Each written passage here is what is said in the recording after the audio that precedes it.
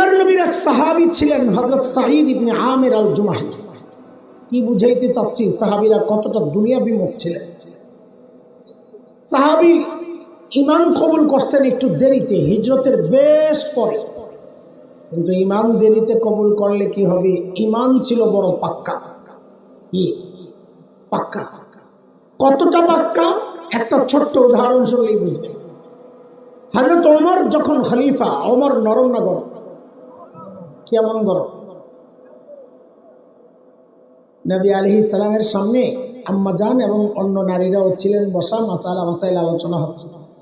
এর মধ্যে হযরত ওমরের গলার আওয়াজ পাওয়া গেছে, মানে আসছে না। আওয়াজ পাইয়াই সব মহিলারা গুড়গুড় করে বেঁচে চলে গেছে দৌড়ে। হযরত ওমর ঢুকছেন, নবী আলাইহিস সালাম হাসা দিয়েছেন। আচ্ছা বলেন, আপনি কোথাও গেছেন, যদি দেখেন হাসে আপনার দেখা, তো আপনার কৌতূহল জাগবে না কেন হাসতেছে? তো হযরত ওমরেরও এটা জিজ্ঞাসা, মা ধাক্কা কি আর হাসার কারণ? তো নবী আলাইহিস সালাম বলতেছে, আপনার আশার টের পাইয়া বেরিরা ডরে সব ভিতরে গেছে। এরপর নবী যা বললেন, বলার ধরনটা এমন, ওমর খালি ওরা ডরায়, আরেকজন আছে। আপনি যেই রাস্তা দিয়ে চলেন, শয়তান ডরে আর ওই রাস্তায় থাকে না, আরেক রাস্তায় চলে যায়। ওমর কতটা গরম! ওই ওমর যখন খলিফা, হযরত সাঈদ আয়েশা একদিন বলতেছেন, ওমর আল্লাহ দায়িত্ব দিছে, ঠিকঠাক মতো আদায় করেন, নাইলে কিন্তু খবর আছে। বাপরে বাপ, বেটার কলিজায় সাহস কত! ওমর রে কয় খবর আছে। এই সাহস কই পাইল? মানুষ নিজে যত সৎ হয় তার সাহসটাও তত উঁচা হয়। নিজের মধ্যে 2 নম্বরই থাকলে কথা বলবে মিনমিন মিনমিন করে, আর খালি তেলের দাম বাড়াইব ডিব্বা খালি করে। কি বুঝছে? ঠিক আছে, শয়তান সব জানো না। কি তেলের ডিব্বা খালি করে কি করে? তেল মারে। সামনে কতগুলো অসভ্য বসা, তিনি চেয়ারে বসা, সাংবাদিক সম্মেলন চলছে, সব 2 নম্বর ডিরে বসাইছে, ভালো সাংবাদিক ডাকে না। ওগুলা এসে এমন তৈলাক্তক প্রশ্ন করে, মাননীয় প্রধানমন্ত্রী আপনি এই বয়সে কাজের এত এনার্জি কোথায় পান? সারা দুনিয়ার জন্য আপনি উন্নয়নের রোল মডেল, গোড়ার ডিমের হাড্ডির শয়তান কথাকার, সারা দুনিয়ার জন্য জুলুমের রোল মডেল, সামসামিয়ার দালালির রোল মডেল, ভারতের 5 আঁকা গোলামির রোল মডেল। কথা বলে আমরা 16 বছর খালি মিথ্যা কাহিনী শোনাইছে যে ভারত বলে আমাদের বন্ধু। বন্ধু হ্যাঁ, ভারত আমাদের কেমন বন্ধু? সূরা আরাফের 21 নম্বর আয়াতটা পড়া দেখেন। শয়তান আমার বাবা মারে যায় কসম খাইয়া কি কইছিল জানেন? কাসামাহুমা ইন্নী লাকুমা লামিনান নাসিহিন।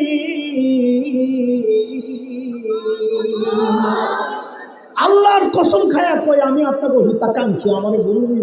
সুবহানাল্লাহ।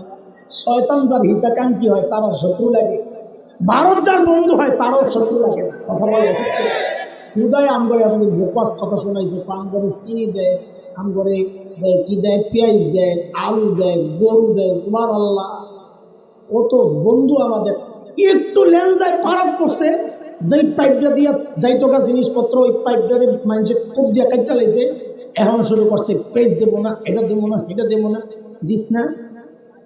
তোকে পেজ না এলে কি আমগো আম্মাই শিখাইয়া গেছে, পেজ ছাড়াও তরকারি রান্না না। ঠিক কথা, লাগবো না তোকে পেজ, খা তোরা।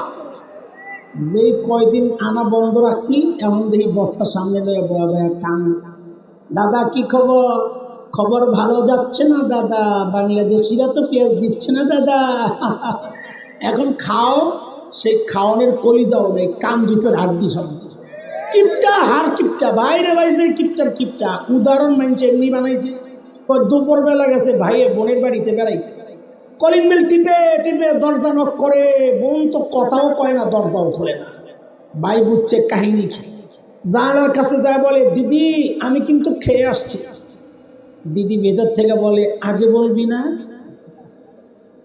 ওরা কি পেস্ট খেয়ে, মানসিকতা এত নিচু। আমি তো জন্য বলি মাঝে মধ্যে জিদ দেয়, আমার দেশ দখলের হুমকি দেয়, দেয় না রিস্কি দিয়ে ঢুকে দেবো, 3টা একটা আগে 3টা ধরে রাখ। আমার দেশ দখল করার আগে নিজেকে হাগার জায়গা ঠিক করো। এখনো রাস্তাঘাটে মলমূত্র ত্যাগ করে তারা, বিশ্বাস করেন না? নিজের চোখে দেখছি। আমি যখন কলকাতা থেকে ভারত এই ইন্ডিয়া ইয়াতে যাব, দেওবন্দ মাদ্রাসায় যাব, লম্বা সফর 33-36 ঘন্টার মতো। তো সারাদিন খালি দৃশ্য দেখি, কোন এলাকা কেমন, এখন তো এলাকা খালি পাল্টায়, এক একটার এক এক রকম দৃশ্য। তো সকাল হইলেই একটা কৌতূহল আসতো, নতুন কোন এলাকা আইছে, ওই যে প্ল্যাটফর্মের সাইনবোর্ড দেওয়া থাকে নাম লেখা, ওই দেখতাম কোন এলাকা আইছে। তো হায়, সকালবেলা জানালার কাছে গেলেই লজ্জায় মুখ ফিরায় নেওয়া লাগতো। কেন? রেল লাইনে সব লাইন করে বয়ে রয়েছে ফ্যামিলি প্যাকেজ, বুড়া জুয়ান নারী পুরুষ গুড়া গাড়া যা আছে চিকুন বোতল একটা লইয়া বয়ে রয়েছে। বেডিরা ইজ্জত রক্ষার্থে সামনে দিয়ে কাপড়দারের টাইনা রাখছে যেন মান ইজ্জত রক্ষা হয়, পিছন দিয়া খালি কাম সারতেছে। ওরা বলে আমরা দেশ দখল করবো, কন্ত দেখি কারবার। আমি বলি ঢুকা যা, সাহস করে একটু ঢুকা যা, খেলা হবে ইনশাআল্লাহ। ছোটবেলা থেকে যে জিহাদি চেতনা লালন করছি, তোরা না ঢুকলে তো সেটা বাস্তবায়নের সুযোগটা পাচ্ছি না। ঢুকা যা, আরে আমার দেশকে দখল করবি। আমরা তো স্বপ্ন দেখি ভিন্ন কিছু, আলহামদুলিল্লাহ আমাদের স্বপ্ন বাস্তবায়ন হওয়া শুরু হয়ে গেছে। তাকায় দেখো, সিরিয়ায় কালিমার পতাকা উঠে গেছে, আফগানিস্তানের কালিমার পতাকা উঠে গেছে। আমরা স্বপ্ন দেখছি ইনশাআল্লাহ খুব শিগগির দিল্লির লালকেল্লায় আবারও কালিমার পতাকা পথ পথ করে উঠবে ইনশাআল্লাহ।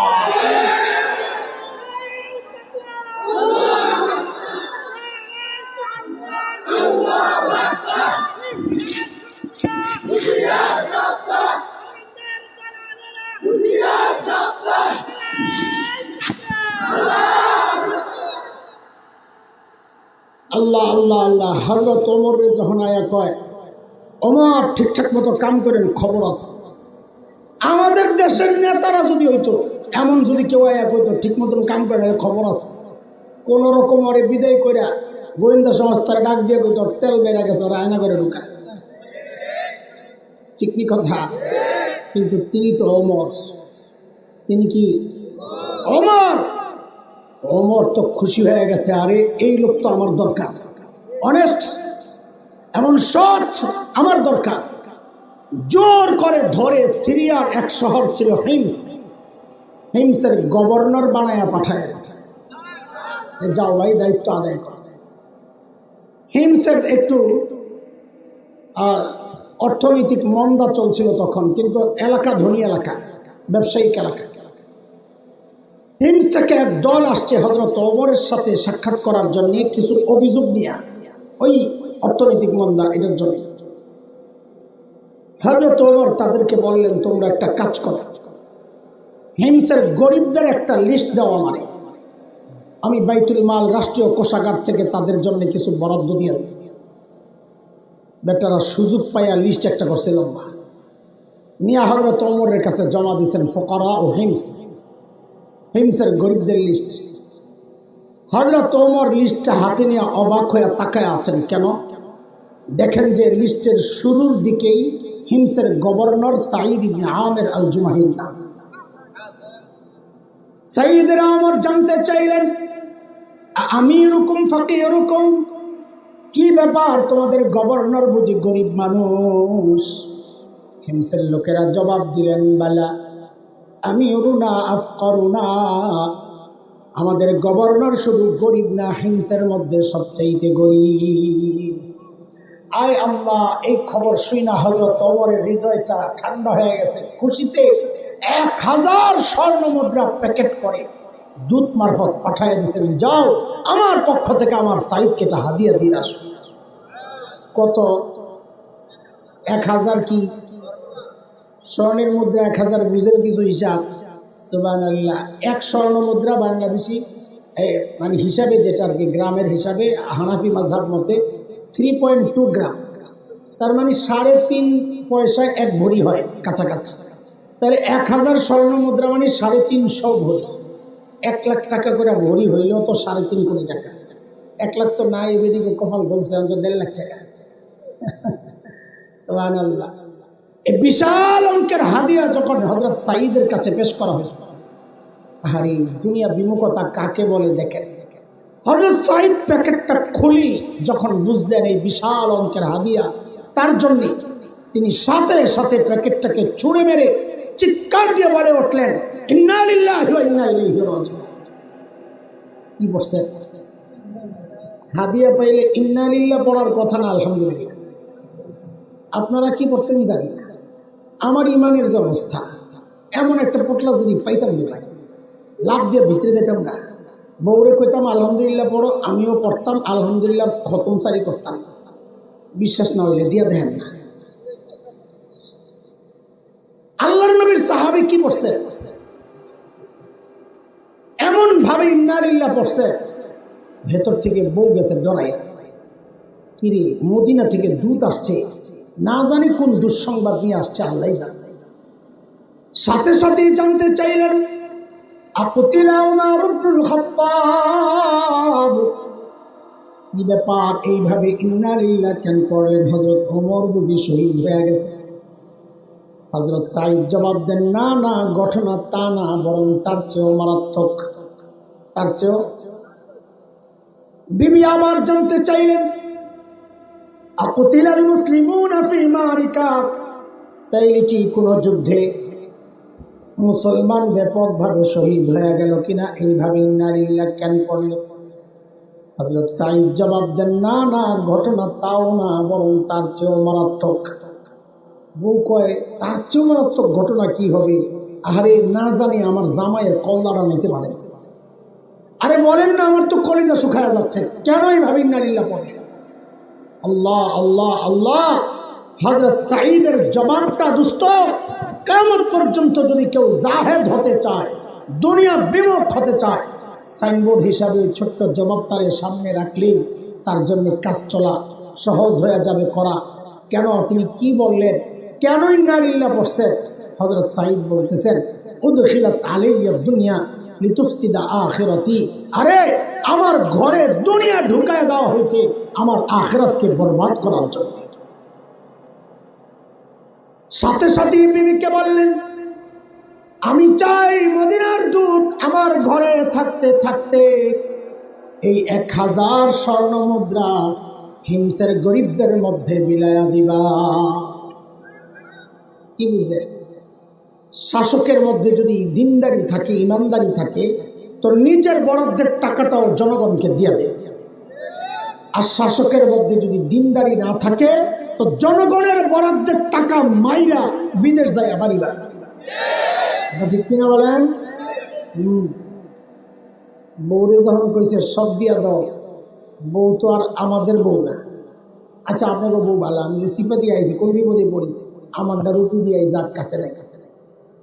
আমার বউরে যদি কইতাম সব দিয়া লাও, একটা বেশকি যে খাইলাম সব দিয়া লাইব, বুঝিন কি দেখা। বেশি চাপাচাপি করলে কইতো কি 2 ভাগ করে, অর্ধেক আপনার অর্ধেক আমার।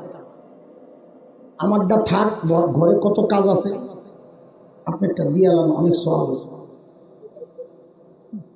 কিন্তু বউ তো আর হাসান জমিলের বউ না রে, বউ তো সাহাবীর। কার বউ? কার বউ? পোলাপাইন শোন শোন, বা ফাঁকিদের একটা মুরব্বী হিসাবে একটা পরামর্শ দিয়ে যায়। অনেক পোলাপাইন আমগুলোর লোকের দেখা সাক্ষাৎ করে, তো আমরা তো জুমা পড়াই, তো সাধারণ মানুষের দেখা সাক্ষাৎ হয় খুব। বিশেষ করে জুয়ান পোলাপাইন আমার কাছে একটু বেশি আসে, বুড়া কাছে যাইতে ডরায়, বড় হুজুর কাছে। অনেক সময় দেখি পোলাপাইনে খালি কয়, হুজুর কিন্তু তাবিজ টাবিজ কোনো ব্যবস্থা কি যে বউ পাই, বউ খুঁজতেছে বিয়ার লেগে পায় না। আমি পাবি কোথেকে? তুই নিজের 2 নম্বর আর বউ তালাশ করে রাবেয়া বসিয়া। আকসার পোলাপাইন, অধিকাংশ পোলাপাইনের এখন এই অবস্থা, নিজে 2 নম্বর, বউ খুঁজবে রাবেয়া বসিয়া। আল্লাহ কি জালেম রে বেটা, তোর মতন 2 নম্বরের কাছে রাবেয়া বসিয়ার মতো নেককার মেয়েটারে পাঠাই অরে ঠকাবে। তুই 2 নম্বর বউ তালাশ কর, 2 নম্বর দিবি, বউর অভাব নাই। এই জন্যে বিয়ার সময় কাজে লাগবো একটা পড়া মুখস্থ করে রাখবে। যারা বিয়া করস নাই তারা আমার সাথে সাথে বলবি, সরব লাগে মাথাটা নিচে দিয়ে বলবি, বল সবাই, জেসকার লগে তেসকা। হাসে, পড়া মুখস্থ করবো, হাসে। বিয়ার সময় কামে লাগবো, শেষের সময় আমার লাগে ঠিকই দোয়া করবা, কর জেসকার লগে তেসকা। জোরে কর। হ্যাঁ, ওই যে একজনের এটা পুষারে কয় সুটকির লগে বেদু। তোমারটাই ঠিক আছে। এটা আমার কথা না, এটা কোরআনের কথা। সূরা নূরে আসছে, তালাশ করে দেখেন আল্লাহ কি বলে। আল খাবিসাতু লিল খাবিসিনা ওয়াল খাবিসুনা লিল খাবিসাত তাইয়িবাতু লিত তাইয়িবিনা ওয়াত তাইয়িবুনা লিত তাইয়িবাত উলাইকা মুবাররাউনা মিম্মা ইয়াকুলুন لهم مغفرة ورزق كريم। এই আয়াতের সংক্ষেপ তর্জমা যদি করি তো এটাই বেরিয়ে জাসকাল লগে মন থাকবো তো ইনশাআল্লাহ। ঠিক আছে, চলো জাসকাল লগে তেসকার এটা উদাহরণটা ভালো করে বুঝ। এই যে মুরব্বীরা আমার ডান পাশে, আমার বাবাজিরা বা আমরাও বিয়ের সময় আমরা নিজেরা দেখতে যাইনি, মা বাবা দেখবি মাঝে, আমি তো দেখি নাই। তো ওই সময় যদি দেখতে যাইতো তো যাইয়া মেয়েরে কি জিজ্ঞেস করতো? সূরা কালাম জিগাইতো, গোসলের ফরজ, ওযুর ফরজ এই জিগাইতো, ঠিক না? তাও তো মেয়েরা দিনদার ইমানদার, তাও জবাব দিতে পারতো না। আগের মেয়েরা অত লাজুক ছিল। আমার এক ওস্তাদ গেছে, নিজে বলছে গল্প, কয়েকটা লাজুক মেয়ের খবর পাইছি। চিন্তা করলাম লাজুক মেয়েরা, বিয়ের মধ্যে লাজুক মেয়ে ভালো, পোলা পাইন তো খোঁজে খালি স্মার্ট। কি স্মার্ট বিয়ে করে কদিন পরে আয় হুজুরের কাছে, হুজুর তাবিজ লাগবে। কি এর তাবিজ? করবো মানে স্মার্ট বিয়ে করছো, এখন স্মার্ট জুতার বাড়ি। বিয়ের মধ্যে দেখবা লাজুকতা, মেয়ের সৌন্দর্য, এটা লাজুকতা। যে মেয়ের লাজুকতা নাই, রাস্তায় ভ্রমণ করে হাঁটে, এটা শয়তান, ঠিক কিনা? ওটা মাইয়া না, দেখি বেডা বেডা, হ্যাঁ চুল্লা বেডা। তো হুজুর গেছে বিয়ে করতে, তো চিন্তা করছে আরে কোন কষ্ট করলে আটকায় গেলে শরম পাইবো, আমার মা আর বোন আসছে, ওরা যদি না না কিচ্ছু পারে না, বিয়ে হইব না। তো হুজুর মনে মনে নিয়ত করে রাখছে সবচেয়ে সহজ একটা প্রশ্ন করবি, যা করে আল্লাহ। তো যায়া জিজ্ঞেস করছে ফজরের নামাজ কয় রাকাত? চিন্তা করছে এইটা কি আর ভেজাল লাগবো, 2 রাকাত সুন্নত, 2 রাকাত ফরজ, নফল নাই, বিতির নাই, কিচ্ছু নাই। তো জিজ্ঞেস করছে ফজর নামাজ কয় রাকাত? বউ বলে কয় 12 রাকাত। হুজুর কয় মনটাই খারাপ হয়ে গেল, না জানি আম্মায় তো এই মায়া বিয়ে করাবো না, কিছু জানে না। তা আম্মা হেসে দিছে, মেয়ে মানুষ বুঝছে। ওলারে কয়, হুজুর বলে আম্মা আমারে বলে রে বাবা এটারই বিয়ে করাবো। লাজুকের শেষ, আলিমের মায়া বুঝে জানে না ফজর নামাজ কয় রাকাত, বাড়ি সব ভুলে গেছে। তো বিয়ার পরে হুজুর ধরছে, জিজ্ঞেস করছে এই 12 রাকাত কইছো, কি হিসাবে? হিসাব দাও। তো বউ কি কয়? আমি তো 12 রাকাত কইছিলাম, আমার জায়গায় আপনি হইলে 20 রাকাত। আগের মানুষ ছিল এত লাজুক, কথা বলে। আর এখন বিয়া করতে যায় বলা ভাই, ওই যে শুনছি বিশ্বকাপের সময় যায় বলে জিগা হেগো কোন বলের সাপোর্ট। এই প্রশ্ন করা ঠিক আছে নি? এই কিছুই বুঝে না এতক্ষণ। আরে ঠিক আছে, কেন অপ্রশ্ন করার চাই না লোক? ওই যে একটা খবিস, ওর লগেরটাও খবিস পড়ে কিনা, এটার নাম হইল জাসকাল লগেতেছে। বুঝে আসছে না? এইটা আল্লাহ বউরে যখন কইছে সব দিয়া দাও, বউ সাথে সাথে নিয়ে সব দিয়ে দিচ্ছে। দুধ এই কারবার দেখা বলে হাই কই আসলাম, এরা মানুষ না ফেরেশতা? দ্রুত ফেরত গেছেন মদিনায়। যায়া হযরত ওমরের কাছে যখন সব শুনাইছে, হযরত ওমর এতটা আপ্লুত হয়েছে, দিলটা এতটা ঠান্ডা হয়ে গেছে খুশিতে। হযরত ওমর ঘোষণা দিলেন, এই কাফেলা রেডি কর, আমার সাইদকে দেখতে যাও। ভাই এত সোজা কথা না, ওই সময়ের সফর 400 কিলোর উপরে, সেই হিমস মদিনা থেকে। কিন্তু হযরত ওমর এত আনন্দিত হয়েছেন, দেখার জন্য অস্থির হয়ে গেছে। সাইয়েদনা ওমরের কাফেলা যখন হিমসে ঢুকে, গোটা হিমস যেন ভেঙে পড়ে। চারদিক থেকে হাজারো মানুষ ছুটে ছুটে আসছে। কেন? আহারি মদিনা থেকে আমাদের আমিরুল মুমিনিন আসছেন, আল্লাহর নবীর শ্রেষ্ঠ সাহাবী ওমর ইবনুল খাত্তাব আসতেছেন এক নজর দেখার জন্য। হযরত ওমর বসা, পাশে সাঈদ ইবনে আমির। সাইয়েদনা ওমর চিন্তা করলেন, সাঈদকে আমি তো ভালো জানি, কিন্তু জনগণ কি বলে? অনেক সময় দেখা যায় নেতার কাছে নেতা ভালো, কিন্তু পাবলিক দেখতে পারে না। হয় কিনা? সাইয়েদনা ওমর ডাক দিয়ে জিজ্ঞেস করলেন, এই হিমসের মানুষ, তোমাদের গভর্নরের বিরুদ্ধে কারো কোনো অভিযোগ আছে? থাকলে দাঁড়ায় যাও। বাপরে বাপ, ৬-৭ মাস আগে আপনার এলাকায় আইসা যদি কেউ জিজ্ঞেস করতো, এই তোমাদের নেতার বিরুদ্ধে কারো কোনো অভিযোগ আসেনি, আপনারা কি করতেন? মাথাটারে নিচের দিকে দিয়া বলতেন, না না দাঁড়াবো না, অভিযোগ আছে কিন্তু দাঁড়াবো না। কেন? এখন দাঁড়াইলে সকালে শুয়া পড়া লাগবে। ঠিক নি কথা? ঠিকটা ওজরে বাইরে হয় না, এমন ডর ঢুকছে। আরে নাই তো, ডরান কি করবে? আল্লাহ আল্লাহ আল্লাহ, মাশা। হযরত ওমর যখন বললেন কারো অভিযোগ থাকলে দাঁড়ায় যাও, লাভ দিয়ে এক বুড়া দাঁড়ায় গেছে। আছে বাপরে বাপ, সাহস কি দেখছেন? দেখা দেখি আরো 3 জন দাঁড়ায় গেছে। হযরত ওমর তো অবাক, কিরে কারে দেখতে আসলাম, ওর বিরুদ্ধে দেখি অভিযোগের শেষ নাই। দাঁড়াইছে যেহেতু জিজ্ঞেস তো করা লাগে, কেন দাঁড়াইছে বলেন, আপনার কি অভিযোগ? প্রথম জন দাঁড়ায় দিছে মারাত্মক এক অভিযোগ, বলে আমিরুল মুমিনিন, আমাদের গভর্নর মাসে একদিন অফিসে আসে না। মাসে কয়দিন? মাসে বলে একদিন আসে না অফিসে, এটা হলো অভিযোগ। আর আমরা তো সপ্তাহে ছুটি কাটাই 2.5 দিন, তাও মাঝে মাঝে হাজিরা দিয়ে আবার গায়ে গায়ে দেয়। কথা ঠিক কিনা কোন?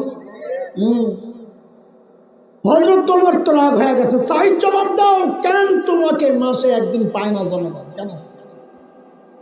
আল্লাহ নবীর সাহাবী আসামির কাঠগড়ায়, ধনী এলাকার গভর্নর, সময়ের সেরা ধনী হওয়ার কথা, ঠিক না? তিনি দাঁড়াইয়া জবাব দিচ্ছেন, কেন মাসে একদিন অফিসে আসে না?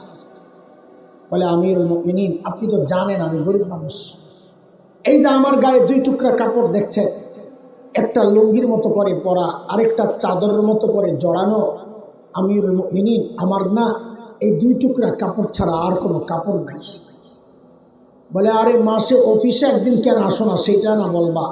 বলে 1 মাস এই 2 টুকরা কাপড় পরতে পরতে পরতে পরতে দুর্গন্ধ হয়ে যায়, নিজেরও কষ্ট হয়, আমার কাছে যারা আসে ওদেরও কষ্ট হয়, তাই মাসে একবার উপরেরটা ধুইয়া দেই, শুকায় গেলে নিচে পড়ি, নিচেরটা ধুইয়া দেই, শুকায় গেলে উপরে পড়ি।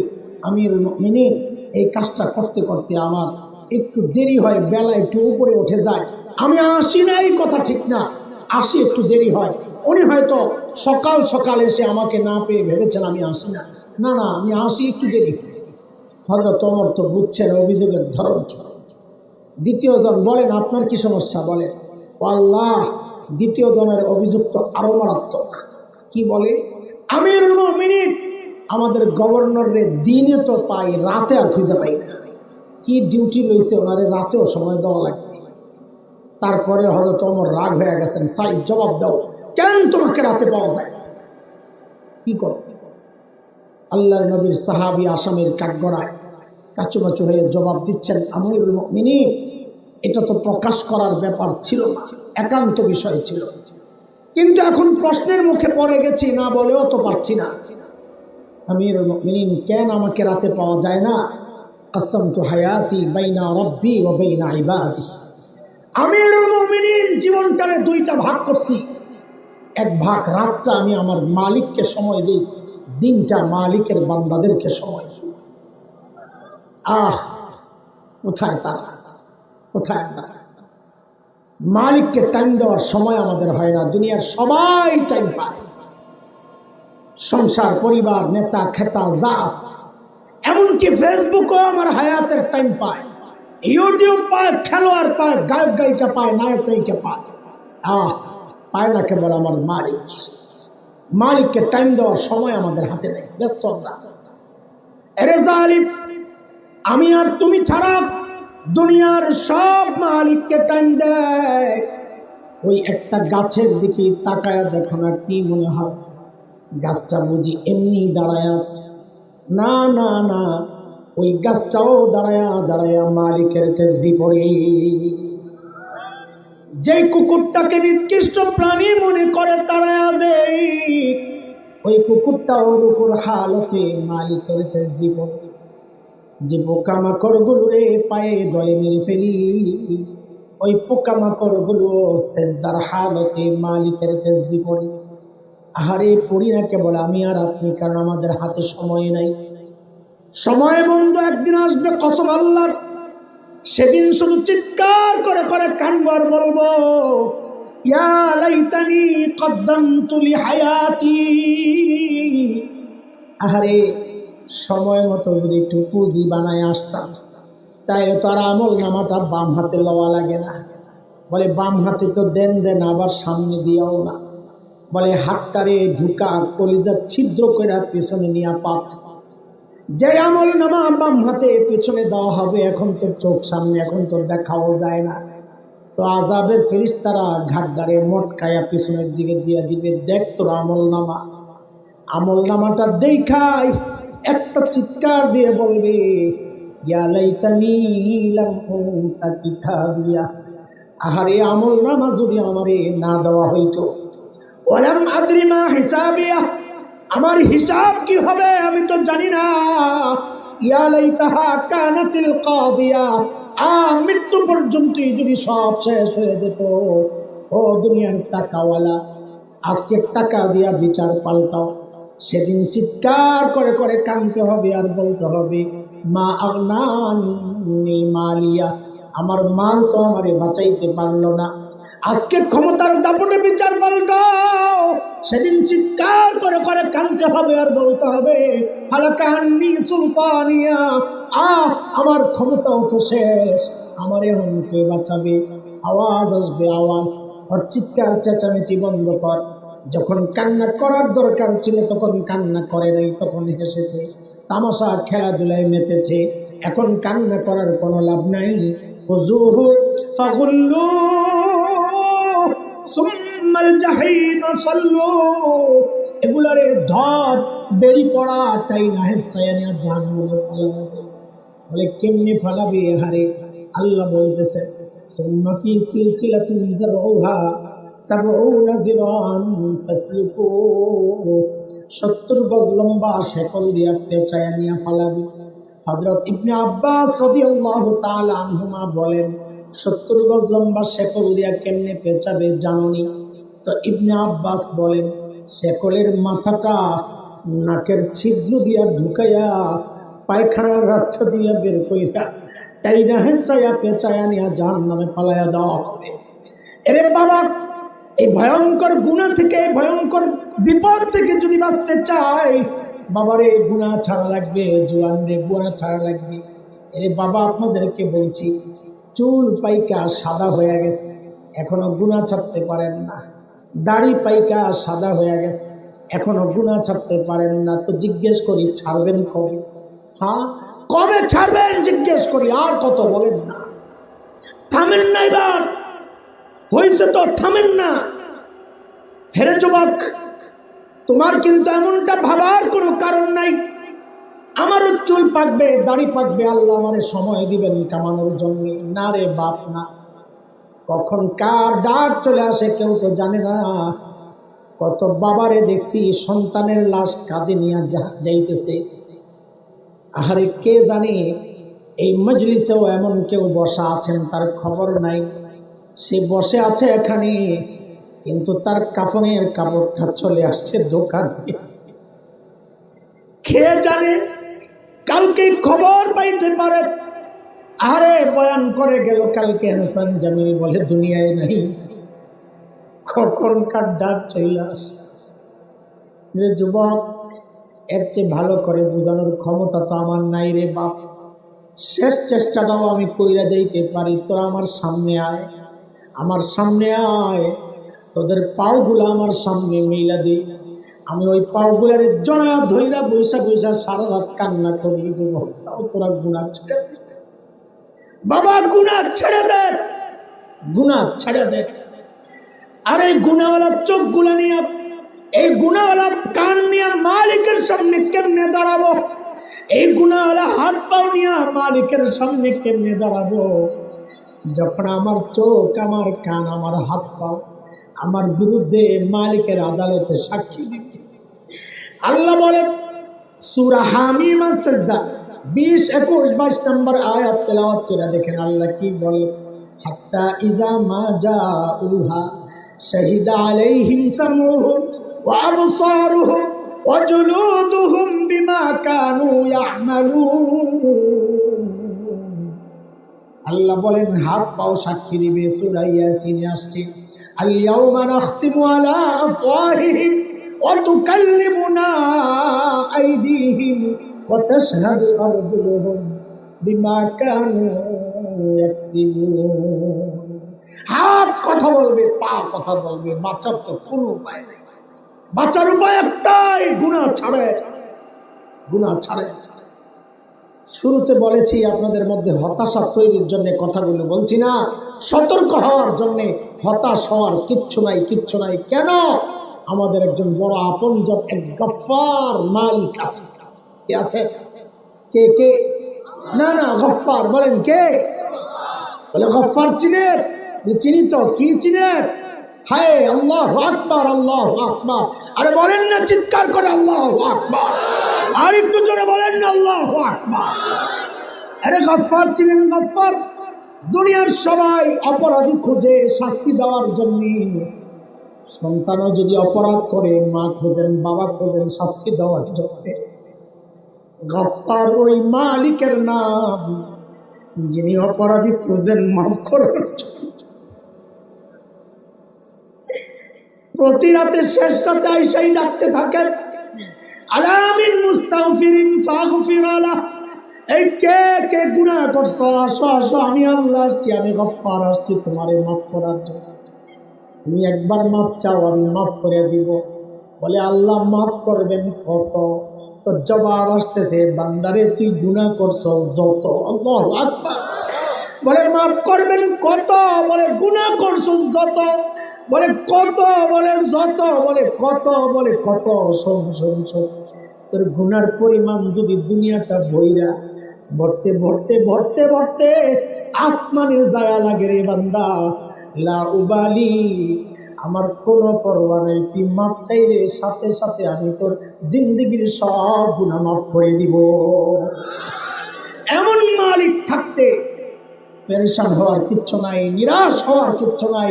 ভুল হয়ে গেছে গেছে, অতীত পরিষ্কার করি, ভবিষ্যতের জন্য প্রতিজ্ঞাবদ্ধ হই, গুনাহ করব না ইনশাআল্লাহ তাআলা।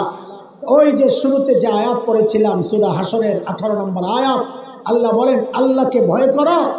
ভয় করা মানে আল্লাহর ভয়ে গুনাহ ছেড়ে দাও আর আখিরাতের জন্য প্রস্তুত হও। সাহাবায়ে কেরামের একটা আজীব সিফত ছিল এটা। কি?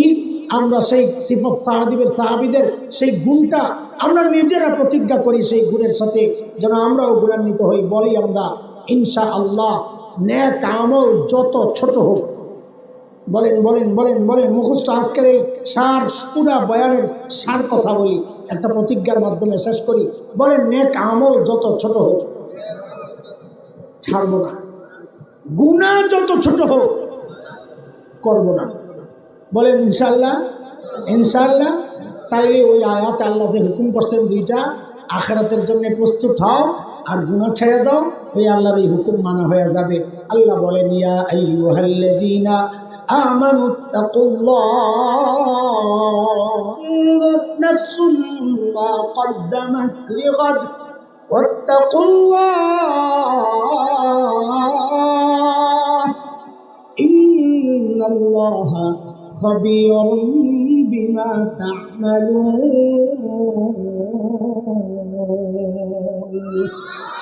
আল্লাহ তাআলা আমাদের জীবনকে গুনাহমুক্ত করে দেন, অতীতের সমস্ত গুনাহ খাতা মাফ করে দেন। এই যে আপনাদের নরদেহী ছয়ানি পাড়া জামি মসজিদের দিকে সুন্দর আয়োজন, আল্লাহ এই মসজিদকে সারা দুনিয়ার হেদায়েতের মার্কাজ বানায়া দেন। এই মসজিদকে কেন্দ্র করে আল্লাহ গোটা এলাকার মধ্যে হেদায়েতের আলো ছড়িয়ে দেন এবং আজকের এই মাহফিলকে আমাদের সকলের হেদায়েতের জরিয়া বানায়া দেন। মাহফিল আয়োজনে যাদের ভূমিকা ছিল, অর্থ, সময়, শ্রম, পরামর্শ দিয়ে যারাই যেভাবে সহযোগিতা করেছেন, আল্লাহ সকলের এই সহযোগিতাকে নাজাতের ওসিলা বানায়া দেন। আমিন আমিন। ওয়া আখিরু দাওয়ানা আলহামদুলিল্লাহি রাব্বিল আলামিন। আমি আপনাদের কাছে একটা আবেদন রেখে যাই। আমার ভাই হয়তো খুব শিগগির চলে আসবেন, 10-20 মিনিটের মধ্যে। কারণ আমি যখন আসতেছিলাম তখনই শুনছি বয়ান করছেন, তো তিনি তো লম্বা বয়ান করতে পারেন না বলতে যোগ্যতা না, অসুস্থতার কারণে, তো এই জন্যে মাযুর হয়ে গেছেন একটু। তো এই